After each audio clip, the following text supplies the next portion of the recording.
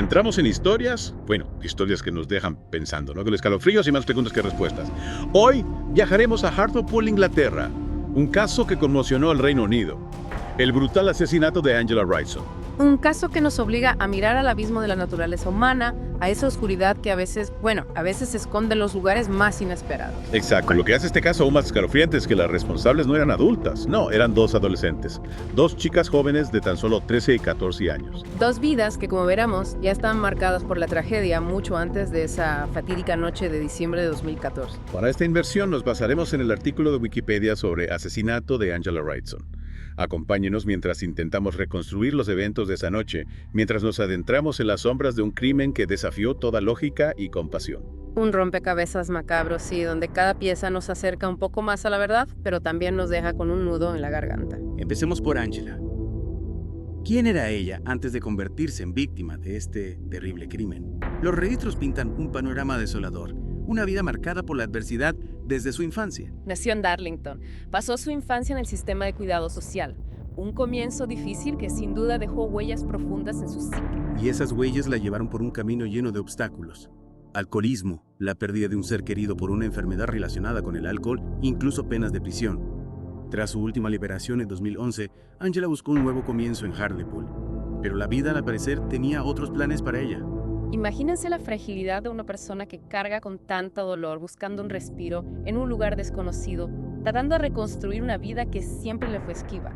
¿Cómo afecta ese peso a la mente, a la capacidad de tomar decisiones, a la forma de relacionarse con el mundo? Es una pregunta inquietante. Y lo que sucedió el día de su muerte, bueno, nos da una idea de su estado mental. Tuvo una discusión con su casero. Parece que estaba alterada. Incluso le lanzó las llaves varias veces. Él la describió como ebria, pero sin señales de lesiones. ¿Quién hubiera imaginado que esas serían sus últimas horas? Un encuentro aparentemente trivial que, en retrospectiva, nos revela a Angela en su estado más vulnerable, sin saber que la oscuridad se cernía sobre ella. Y aquí es donde la historia da un giro aún más siniestro. Esa misma noche, dos chicas adolescentes visitaron a Angela en su casa. ¿Qué les llevó ahí? ¿Qué buscaban? Las respuestas a estas preguntas, bueno, nos revelarán mucho sobre la naturaleza de este crimen. Dos figuras que entran en escena, no como amigas o vecinas preocupadas, sino como heraldos de una violencia inimaginable. Al parecer, la casa de Angela era un punto de encuentro conocido para beber alcohol siendo menor de edad. Las chicas la convencieron para que les comprara alcohol y cigarrillos. Las cámaras de seguridad incluso captaron a Angela comprando sidra en una tienda local mientras las chicas esperaban en su casa. Una imagen escalofriante, ¿no les parece? La vemos comprando lo que se convertiría en parte del escenario de su propia tragedia. Lo más perturbador es que en esas imágenes, Angela no muestra ninguna herida.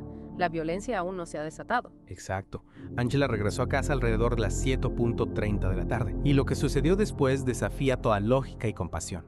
En algún momento, y es probable que fuera poco después de su regreso, las chicas comenzaron a atacarla. Un ataque que no fue un arrebato de ira, ¿no? Sino un torbellino de violencia que se extendió por horas. Utilizaron una variedad de objetos como armas, incluyendo una pala, un listón de madera con clavos e incluso un televisor de tubo. La brutalidad del ataque es difícil de procesar. Imaginen la escena. Una mujer vulnerable, sola en su hogar, sometida a una tortura inimaginable a manos de dos adolescentes. ¿Qué clase de oscuridad alberga la mente humana para concebir y ejecutar semejante acto?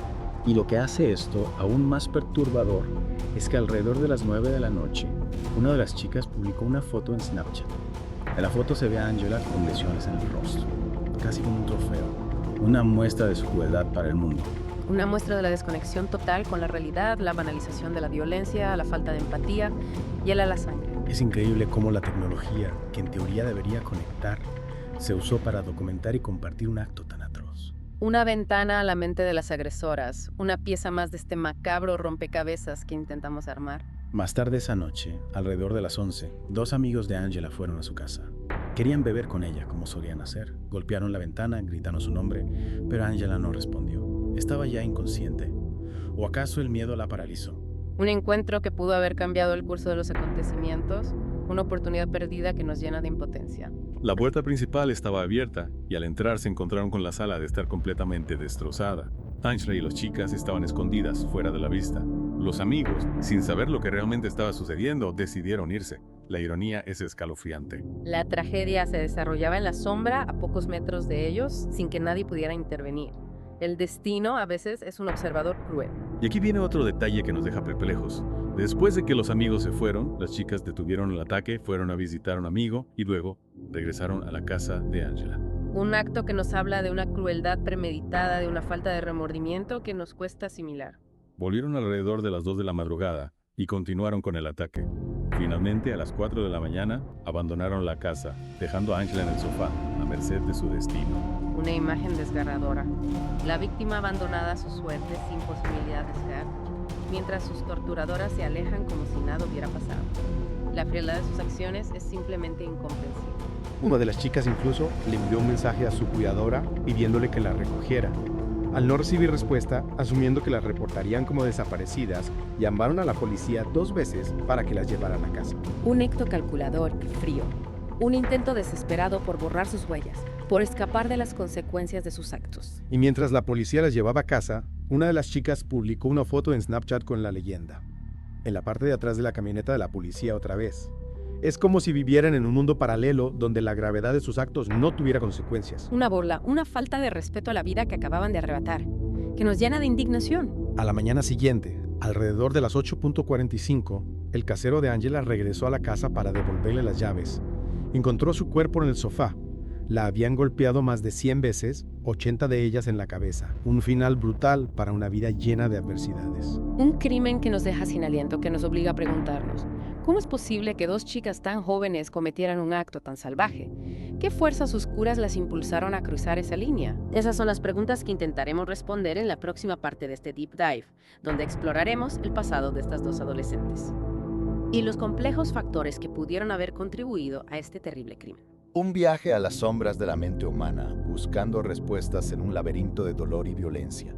Los esperamos en la segunda parte de esta inmersión. Regresamos a Hartlepool, a la escena de un crimen que nos ha dejado perplejos. 2 adolescentes, 2 vidas aparentemente comunes, envueltas en un acto de violencia tan brutal que nos cuesta comprender. ¿Cómo es posible que 2 chicas tan jóvenes, hayan cometido semejante atrocidad? Es la pregunta que nos persigue, ¿verdad? ¿Qué las llevó a ese punto de quiebre?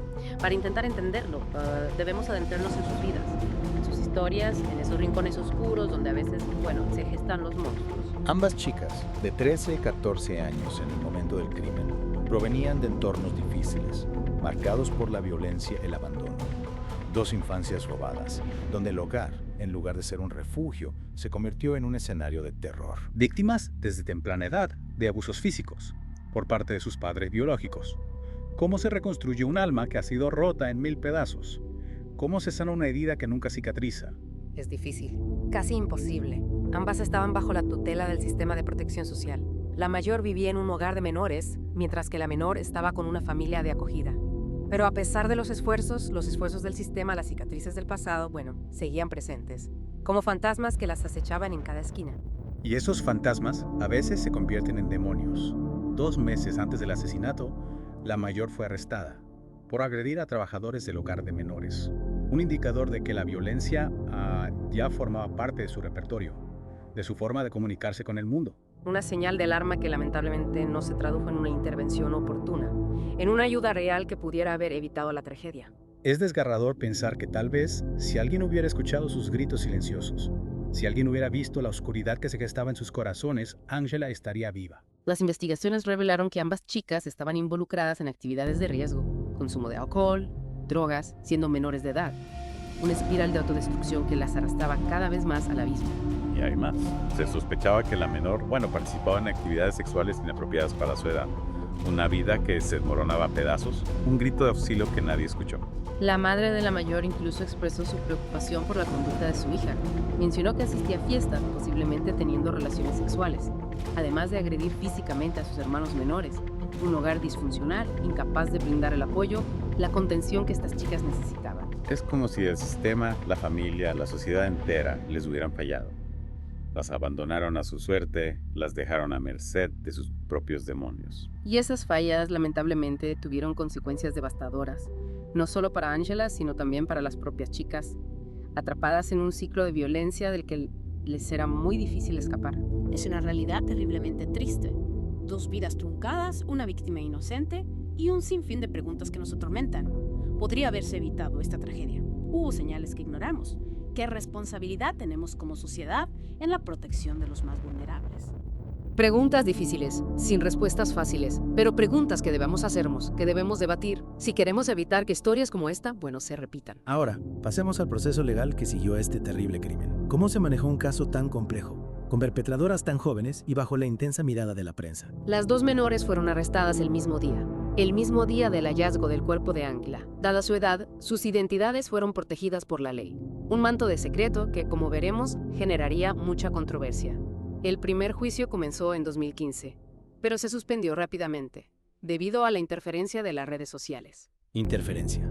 ¿Qué tipo de interferencia? Se difundió información confidencial sobre las acusadas en las redes sociales, lo que puso en peligro la imparcialidad del juicio.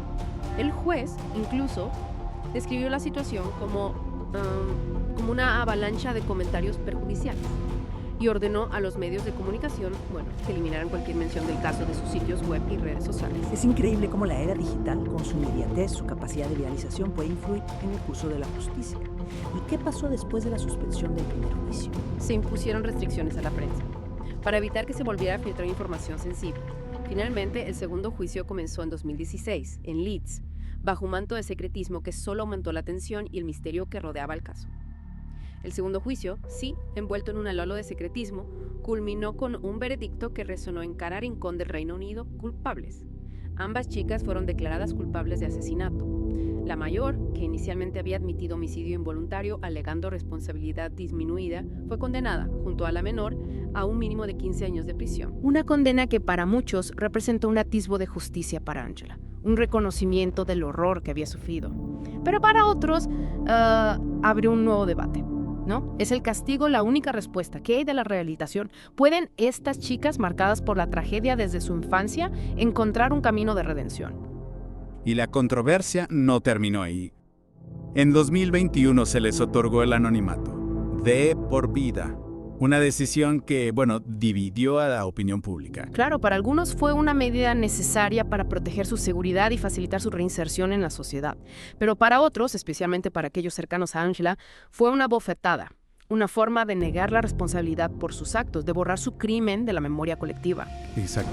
Es justo que las responsables de un crimen tan atroz permanezcan en el anonimato, donde trazamos la línea entre la protección de los derechos de los menores y el derecho de la sociedad a la justicia. ¿Cómo equilibramos la necesidad de rehabilitación con la obligación de rendir cuentas por los crímenes cometidos? Son preguntas que nos interpelan como sociedad y nos obligan a mirar hacia adentro, a confrontar nuestros propios valores, nuestras propias contradicciones. El caso de Angela Wrightson no nos ofrece respuestas fáciles, sino un espejo donde podemos ver reflejadas nuestras propias sombras, nuestras propias dudas, nuestros propios miedos. Y hablando de sombras, no podemos ignorar el papel de las redes sociales en este caso. La difusión de información confidencial durante el primer juicio puso en peligro el debido proceso y obligó a suspender el procedimiento. Un recordatorio de que la era digital, con su inmediatez y su capacidad de viralización, puede ser un arma de doble filo, capaz de amplificar tanto la justicia como la injusticia.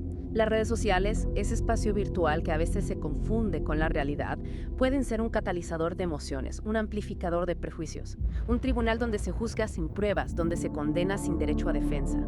¿Cómo podemos navegar este nuevo mundo sin perder nuestra humanidad, sin renunciar a la búsqueda de la verdad, sin caer en la trampa de sensacionalismo, de la venganza? Es un desafío que nos enfrenta a nuevas preguntas, a nuevas responsabilidades. Debemos aprender a discernir la información veraz de la falsa, a cuestionar las fuentes, a no convertirnos en cómplices de la desinformación.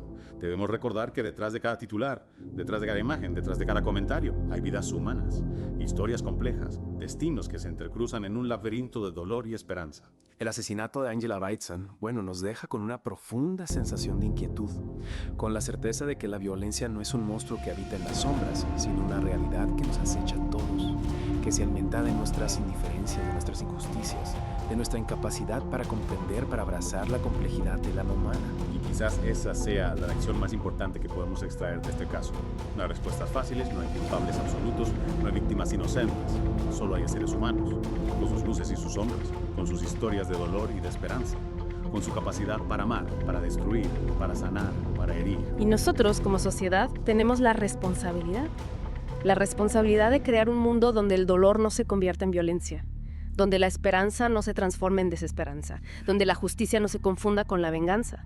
Un mundo donde cada vida, por frágil que sea, tenga la oportunidad de florecer. Gracias por acompañarnos en esta inmersión a las profundidades del alma humana, a los rincones más oscuros de la realidad.